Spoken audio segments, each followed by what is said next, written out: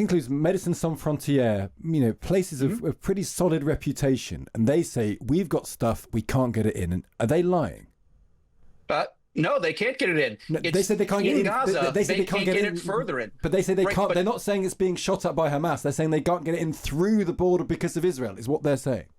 Yeah, that's false. We're now joined now by Chapin Fay, the spokesperson for the Gaza Humanitarian Foundation. Good morning to you.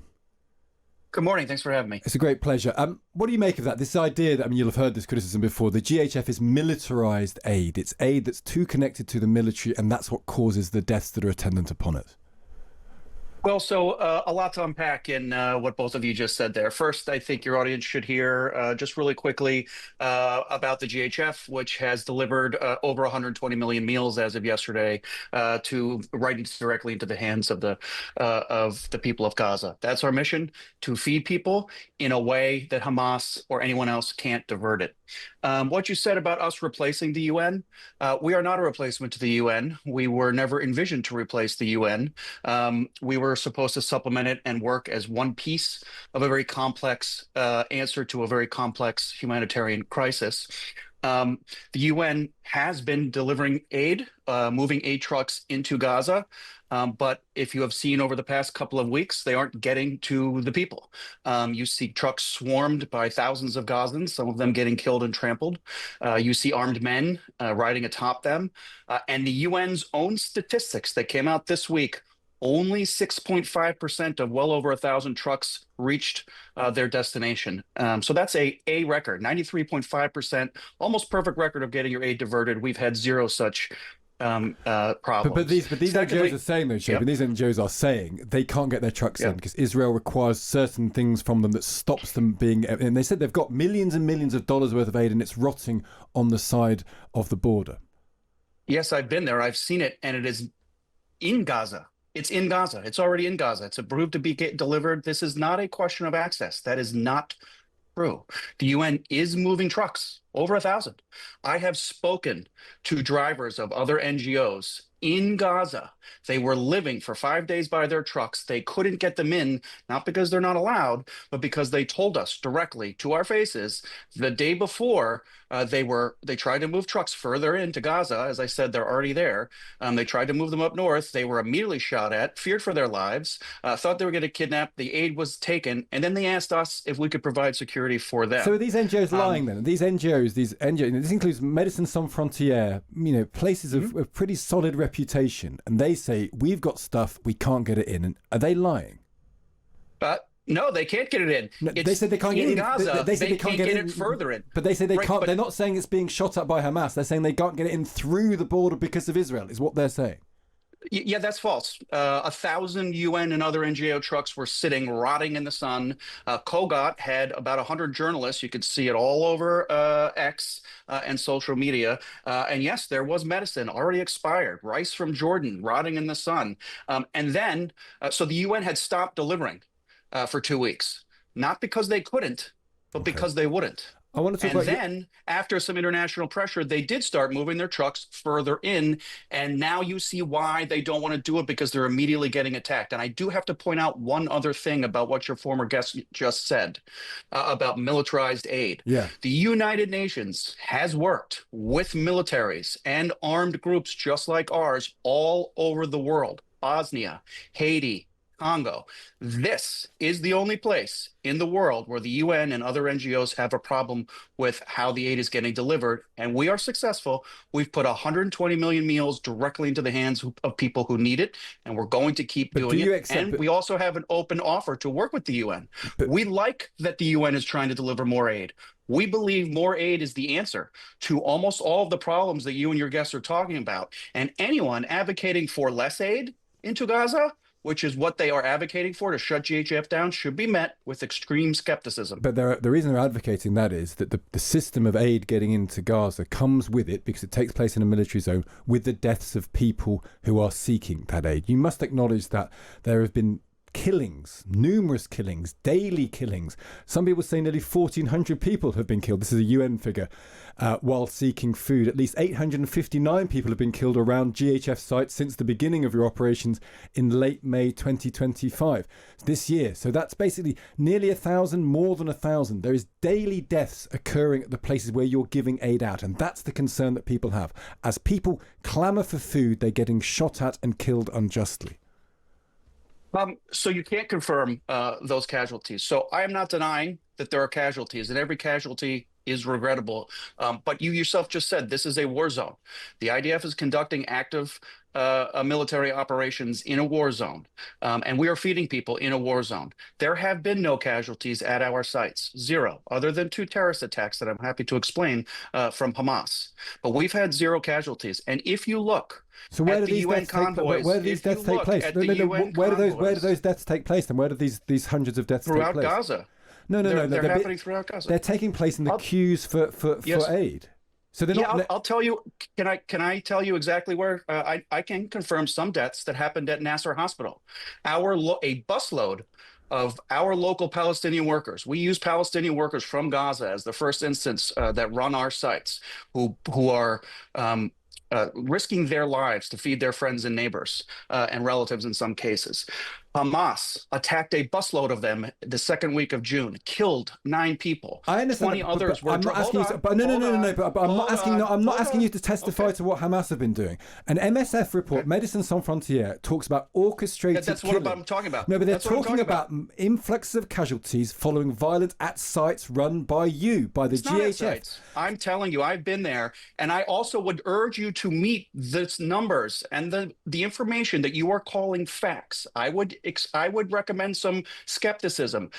There were Doctors Without Borders who refused to treat our local Palestinian workers and left them to die in the courtyard at Nasser Hospital. That has been reported, not very widely, because reporters like you take Hamas and Gaza Ministry of Health statistics that the IDF cannot confirm and then repeat it on the show just like this. And it's making the situation more dangerous. Simply repeating those. I'm saying what the UN has said. I'm saying what the MSF have said. Médecins Sans Frontières. Yes, and I'm telling you about their actions. So I'm telling you about what's actually happening in Gaza. So you're saying we should trust you, not Médecins Sans Frontières, who go around the world saving people?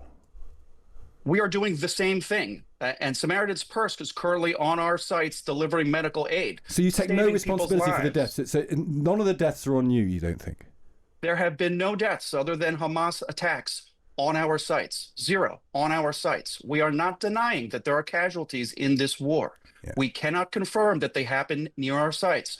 We also cannot see the IDF from our sites. The IDF are actively I think this is logic chopping here. The IDF are saying they've opened inquiries into deaths at your sites. They know that shootings have taken place. No, that's false. It's not at our sites. That is false. There are no current inquiries. There are no deaths at our site except for a trampling. That is false information. Outside of our sites, we can have a conversation about how many and the manner in which they were killed and who is shooting at them.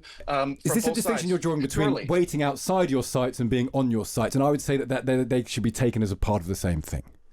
Well, so there's some sort of distance, right? The gray area here that you and I are debating are from our sites and what distance we're talking about. Okay. Right? Because you cannot see the IDF from our sites. You can't see it. I've been up on the berm and you can't see the IDF there. You can hear some shooting in the distance, right? But our sites are safe and secure, and there have been no deaths on our sites except for a Hamas terrorist attack. So what you're expecting people to disassociate here is people waiting to get onto your site and people actually at your site itself. And again, this is not me making a claim that I want to make. This comes out from NGOs. It comes out from MSF. They're saying this stuff. The UN it's also coming from Hamas. It's also coming from Hamas and the Gaza Ministry of Health. So who are you to believe in a war zone? I'm telling you what's happening on the ground, and I'm telling you that at our sites there are no deaths. But there are deaths happening across Gaza. There are people being killed across Gaza. It is a war zone. Our sites are safe and secure. The MSF say this. This is not Hamas. This is the MSF. This is orchestrated killing documents the horrors witnessed by MSF staff at 2 clinics that regularly receive mass influxes of casualties following violence at sites run by the GHF. Between 7th of June and 24th of July, 1,380 casualties, including 28 dead, were received at MSF's Al-Mawasi and Al-Atta clinics in southern Gaza, located near the GHF-run distribution sites. They are saying, this is a NGO saying, people waiting near your sites, getting aid through your mechanism, are getting shot at and killed. Are they including in those casualties the Palestinians that they refused to treat at Nasser Hospital? Are they including them that were left there to die in the courtyard and refused medical aid? No one on our sites has ever been refused medical aid. I've seen medics, military medics, help children with cuts and bruises, and many of them are barefoot and taking care of pregnant women. I have seen now that Samaritan's Purse is working with us on our sites, helping save lives and provide badly needed medical care. We have never turned anyone away. We have never let anyone left to die. So I would recommend asking these groups and the people who work at Nasser Hospital why they refuse treatment based on what sites they may or may not be getting desperately needed food from. We have delivered and put 120 million meals directly into the hands of the people who need it most. We are putting medical care into the hands of the people who need it most in the middle of a war zone.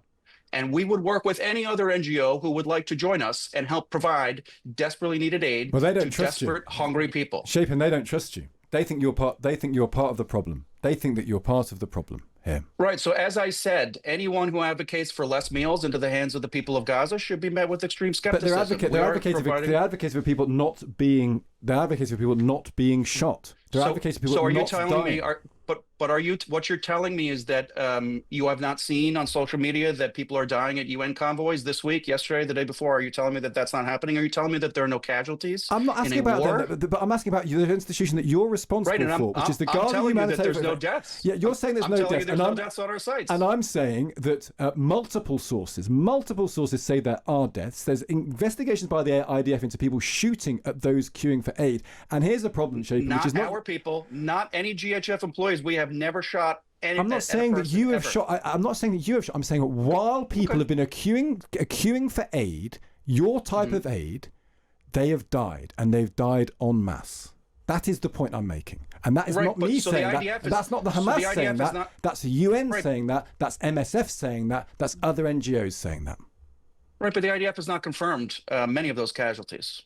So why are you expecting me to confirm them when they're not on our sites, they're out of our control, and they are sometimes many kilometers away? Some of the instances that you have just mentioned are kilometers away from our sites, which in Gaza, a very small strip of land and the most densely populated place on planet Earth, lots of things are many kilometers away. I understand that. Would it help, just finally, Chapin, would it help if journalists were able to go around these places? Because one of the points of journalism when it can be done on site is it can independently verify this stuff. Would it help, do you think, if there were journalists able to go and actually see these things on the ground?